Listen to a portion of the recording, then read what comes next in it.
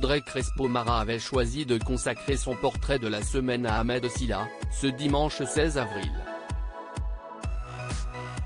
Dans cet entretien, le jeune humoriste a notamment évoqué avec émotion sa relation avec son père, qui a mis beaucoup de temps à lui dire qu'il était fier de lui.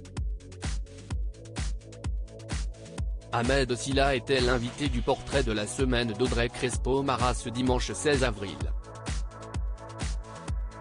Le jeune humoriste révélé par On ne demande qu'à en rire est notamment revenu sur sa capacité à imiter les femmes, qui a parfois laissé planer le doute sur son orientation sexuelle.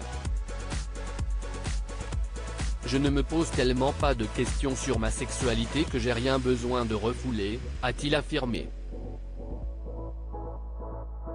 Mais la compagne de Thierry Ardisson a aussi évoqué avec Ahmed Silla des sujets plus sérieux, comme sa relation fusionnelle avec sa mère ou la disparition de son père. Il était très érudit, Ahmed Silla évoque avec fierté son père. Il me dit « Je suis fier de toi mon fils ». Il me dit « Si est-il bien », parce qu'il avait beaucoup de pudeur. Mon père, la seule fois où il m'a dit je t'aime, c'était vers la fin de sa vie, a-t-il confié à la journaliste retenant à grand-peine son émotion. Son père n'a pas toujours vu sa carrière d'un très bon œil, ces mots ont donc eu énormément d'importance pour lui. Audrey Crespo-Mara lui a alors demandé si celui-ci avait raison quand il disait à ses enfants qu'ils devraient en faire 2 fois plus que les autres. Il était très érudit. Si est-il quelqu'un qui était très cultivé, qui parlait très bien le français avec son petit accent. Non, je n'aime pas la médiocrité. Ça, c'était sa phrase. Il avait raison. Il savait que, pour nous, ça allait être plus difficile. Il nous dit ça avec ses vieux démons. Il nous dit ça parce qu'il sait que, oui, quand on est noir en France parfois, si est-il plus difficile, pas tout le temps, a-t-il constaté. Quand mon père est tombé malade. Ahmed Silla a ensuite évoqué le racisme en France avec des mots très forts. Aujourd'hui, on manque un peu de mesure. Moi, je n'aime pas dire « la France est raciste ».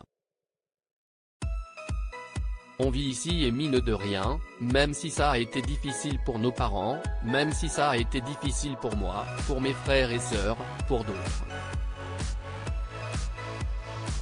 Pour tout un tas de personnes qui aujourd'hui sont en France. On a quand même eu cette chance d'être là, a-t-il souligné. Avant de revenir sur le parcours de ses propres parents. Ma mère, elle est arrivée en France. Elle n'a pas de diplôme. Elle a arrêté l'école en spell M2-bas.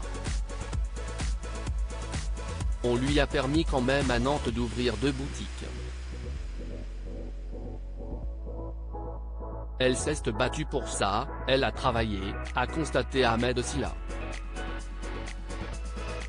Et quand mon père est tombé malade et qu'il ne pouvait plus travailler, là il y a le secours populaire, qui venait à la maison pour nous ramener des courses, a-t-il ajouté.